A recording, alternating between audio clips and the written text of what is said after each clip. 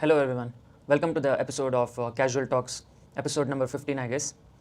So in this casual talk, I'll be talking about how different animals, different species on earth contribute to this dream. So let's take an example of ant. So let's say a small ant is in your kitchen. It is eating some fallen cake or something on the floor. It is telling its friends, bro, there's a fallen cake, let us eat the cake. So they are forming a trail, tuk tuk tuk tuk tuk tuk tuk, like a train-like structure, and they are following each other. The ant which found the cake is telling its friends the direction to show the cake. So they are behind their Muladhara Chakra. So Muladhara Chakra is desire for food. So the ant got the desire for food and it found the cake, and now it's telling its friends and family. So the friends and family is nothing but Anahata Chakra because it has love towards the family. So the ant is telling its family and friends to come to eat the cake. So all are coming to eat the cake, tuk tuk tuk tuk tuk, and all are enjoying the food, enjoying the cake, the smallest piece of cake. That is like a dinner for them, like full for the whole population of ants in your home. That is like dinner for everyone, just a small piece of cake.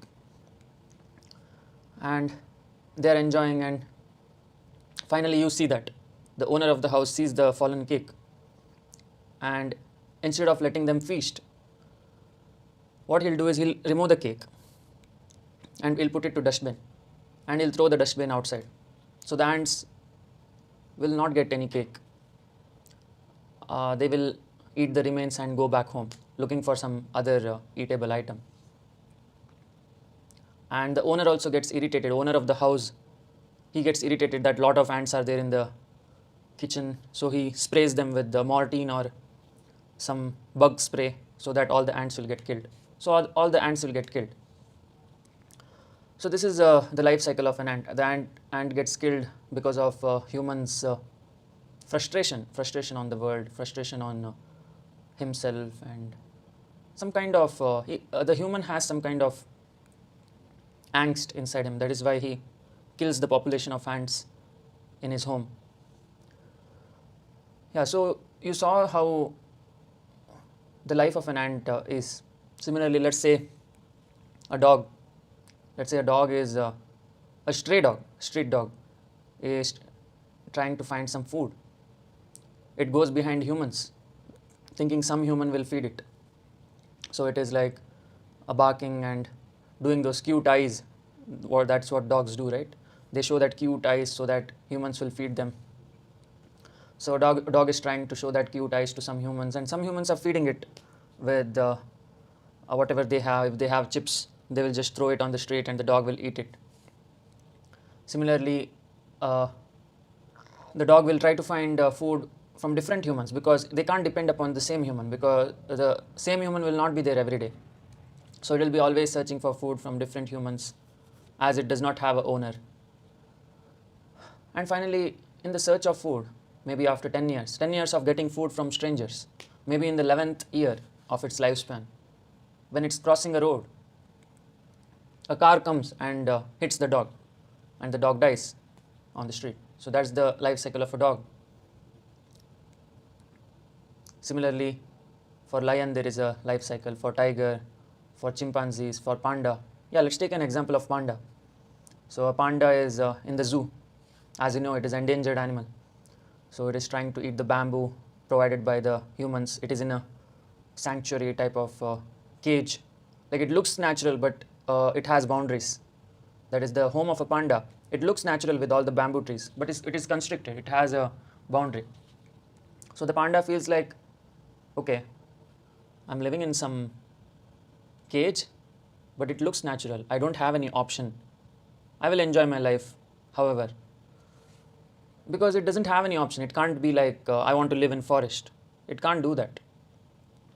It just has to live in the structure created by humans, because that's what humans have done. Like, we have made species so endangered that now we should only protect it by keeping it in cages.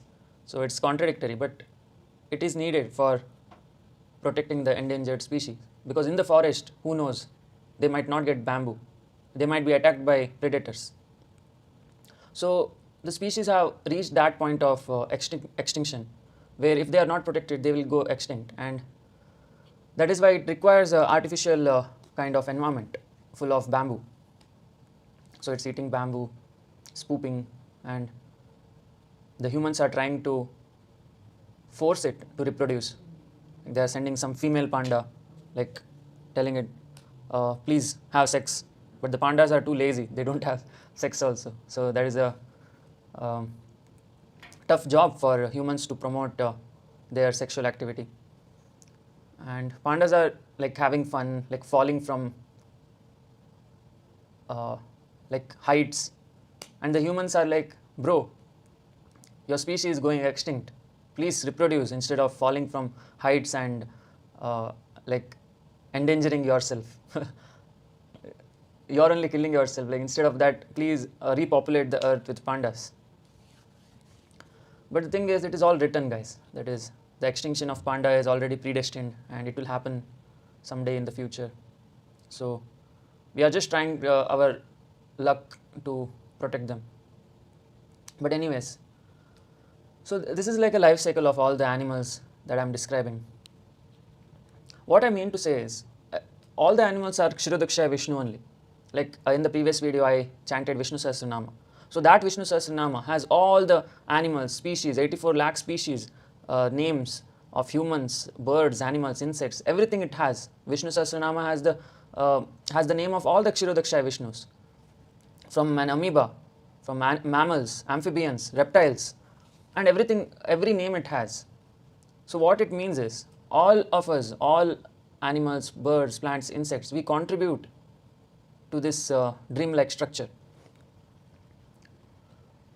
If we close our eyes, if all the animals choose to not exist, then the dream disappears. There is no dream, there is no world, there is no earth.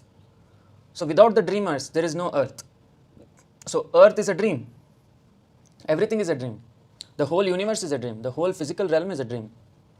So who contributes to this dream? Every species on earth contributes to the dream. Imagine a life before amoeba, before the first life on earth appeared. That is, before the dinosaurs, before water. So I mean, there was just water on earth, like water bodies, sea, ocean, ice age. So there was no species during that time. But soon after the water melted, the earth came in the right zone of, what is that? Goldie belt of the orbit around the sun. Like there is a perfect ideal distance from the sun, where if any planet is there, then life will start generating. So that's called as Goldie belt, I think. I don't remember the belt name, but something like that. Yeah, it's an ideal belt where if planets exist, then life will occur. So when Earth came to that distance from the sun, first life on Earth started, that is amoeba. Before that, it was only non-living things. And non-living things are full of Mooladhara Chakra, that is just they are in the sleep. Like non-living things only have Mooladhara Chakra. They are in the sleep state. They didn't get the upper chakras yet. That is, they didn't get the Swadhisthana, Manipura, Anahata, these upper chakras, Vishuddha, Ajna, and Sahasrara. So when the first life occurred, when amoeba occurred, that time what happened was amoeba got the desire of food and sleep. So Mooladhara increased from sleep to food. So it started engulfing foreign bodies. Then slowly amoeba evolved and it became, what is that, two multicellular organisms, and became fish, then amphibians, reptiles, mammals. So slowly everything evolved, and we got all the chakras. Like slowly from Mooladhara we got Swadhisthana, there is desire for sex and reproduction. In Manipura for power, money, fame. Then Anahata, love, communication, thinking and existence. So slowly it evolved. People started, the species like humans, chimpanzees started questioning the existence. And the Nagas came into the picture. The Nagas from the Naga Loka, that is the snakes, evolved snakes, not the snakes which you see on earth right now. The evolved ones, they came to repopulate the earth with their genes. So they had intercourse with the um, Neanderthals, that is the chimpanzee-like humans. So when the snakes from the Naga Loka had intercourse with the Neanderthals, that is the human-like apes,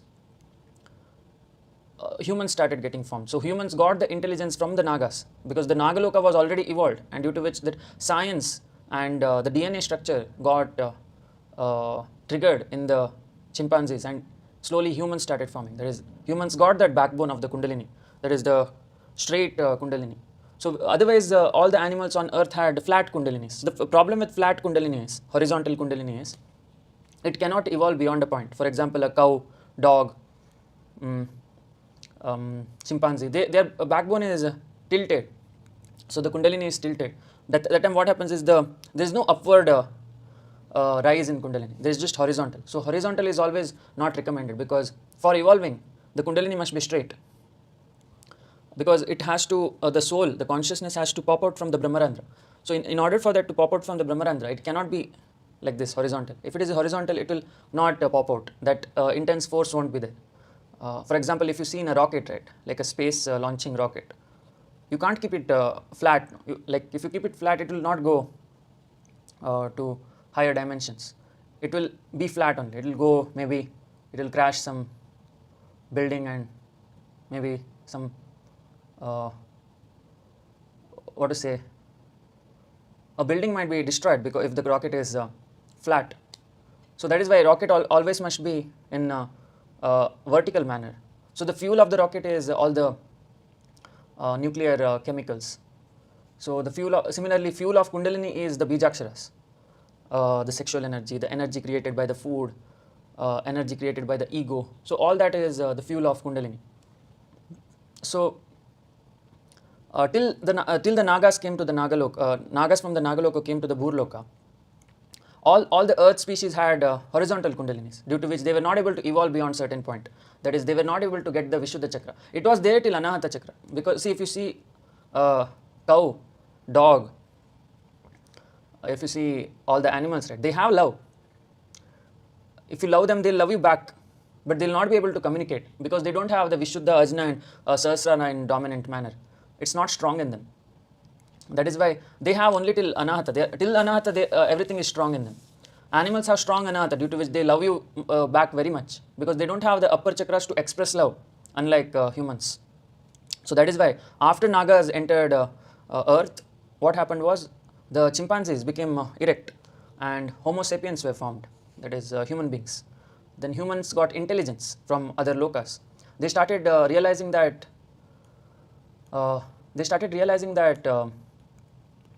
there is something called as Kundalini, there is something called as enlightenment, there is something called as higher dimensions, like Bhur-Bhuva Swaha Mahajana Tapoloka. There is something called as meditation, enlightenment, everything. The humans figured out, okay, this is not it, this is not it, this is just a dream. When it was in the amoeba phase, nobody knew it was a dream. Only when it became humans, when humans evolved into astral beings evolved into causal beings, we realized that we are inside a dream. Till then it was all Maya itself. So the Maya, elements of Maya didn't know it was Maya. If you ask a cat, dog, insect, what is the nature of reality, they'll think it's real, because their consciousness is not evolved enough to ask questions. Their consciousness is not evolved enough to realize that it is a dream. They still think it is real, due to which they are very stressed. Even humans are stressed. Like if you don't get a job, you'll be stressed. If you don't pass exams, you'll be stressed. So if you follow British education, you are nothing but an animal itself. Like you are worried about your exams, you're worried about your job and all that, food and all. You are nothing but an animal if you are worried about those things. So in the Satya Yuga, when people realized that, okay, this is just a dream, so I have to go beyond this dream, the Saptarishis were able to go to higher lokas and derive knowledge from there, and they wrote the Vedas and Upanishads. Then in Satya Yuga, what happened was the earth started moving, the solar system started moving away from the elliptical orbit of the center of, it started moving away from the center of mass of the elliptical orbit of the galaxy, Milky Way galaxy. It started moving away from Sagittarius, a black hole. So when the solar system moved away from the Sagittarius, a black hole, when it moved away from the center of mass of Milky Way galaxy, what happened was the intelligence also started declining. And when it came to Kali Yuga, that is, in Treta Yuga, people like Ravana were dominant, that is the one with Manipura, ego. And in Dwapara Yuga also, there was confusion between dharma and adharma. People didn't know what is love, unconditional love and conditional love. They didn't know the difference between selfless and selfish. So all the adharma started in Treta Yuga, Dwapara Yuga. And finally in Kali Yuga, the British came into the picture. They spoiled many countries. They divided many countries into, it was divide and conquer. So they made people fight with each other. They were all cunning, and it led to a point where people started hating their own religions. People started hating their own culture, their own realization, enlightenment. People started following the British system of education, where jobs like engineering, doctor, lawyer, accountants started getting popular. And people who were looking for enlightenment started reducing. People who were looking for the real knowledge, the true knowledge of transcendence, the true knowledge of getting evolved beyond the physical body started reducing. So as soon as, I'm not blaming the British, because it had to happen.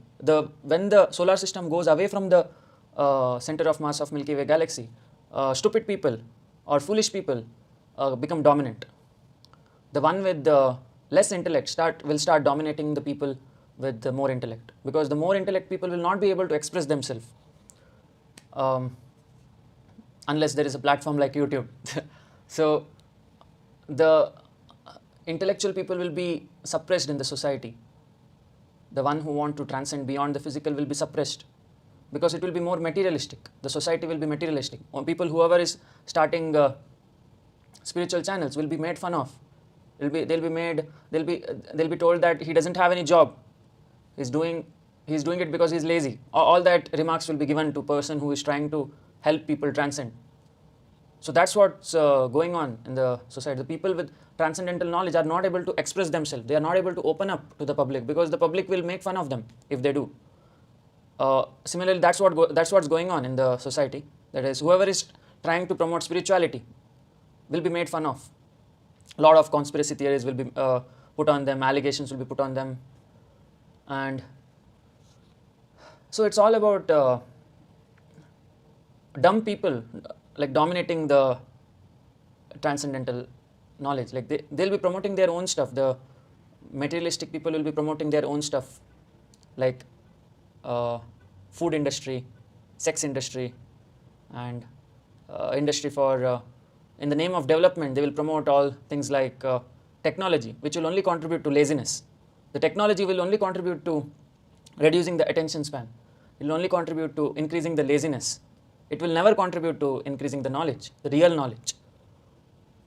So the fake knowledge, which is in the name of development, will be promoted. In the name of development, knowledge like computer science used for creating more technology, more laziness, more dependency will be promoted. And the knowledge required to escape the matrix will be made fun of. So that is what Kali Yuga is. This knowledge will never be valued, the transcendental knowledge. Transcendental knowledge will always be secretive. It will be called as occult. It will be called as esoteric and all that. So many people will be trying to protect this knowledge. And finally it will get suppressed to a point where people will never be able to find it again.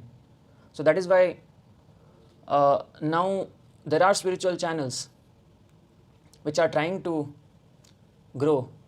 So we should always be supportive of those channels which are trying to increase the transcendental knowledge, whatever it may be.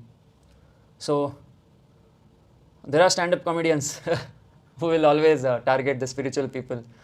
Yeah, obviously it is fun to make fun of others,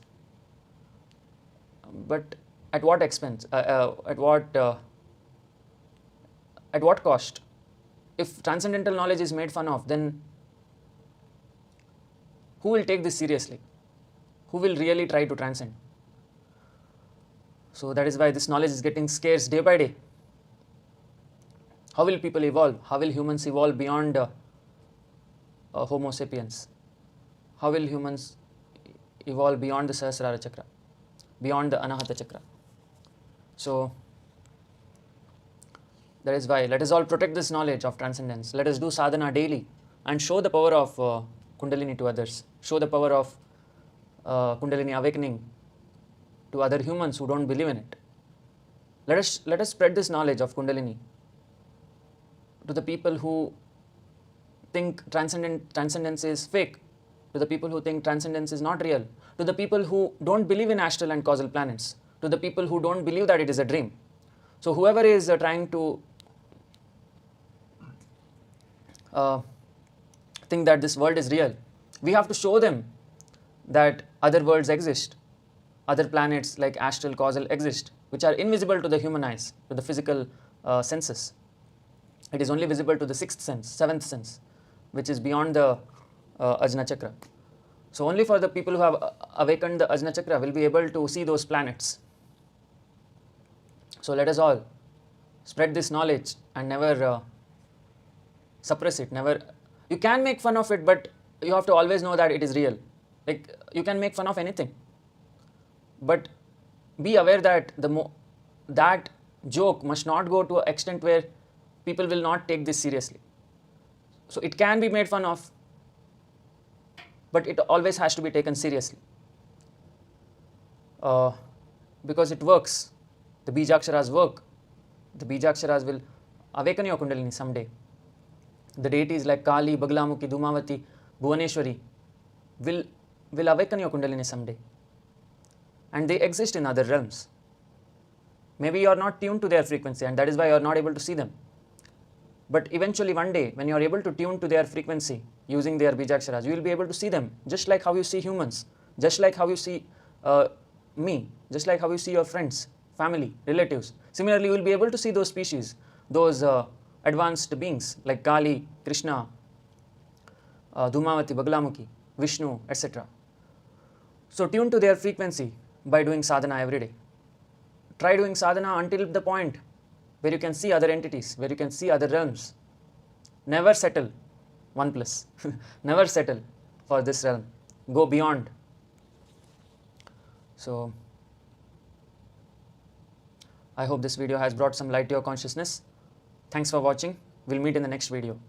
Jai Mahakal.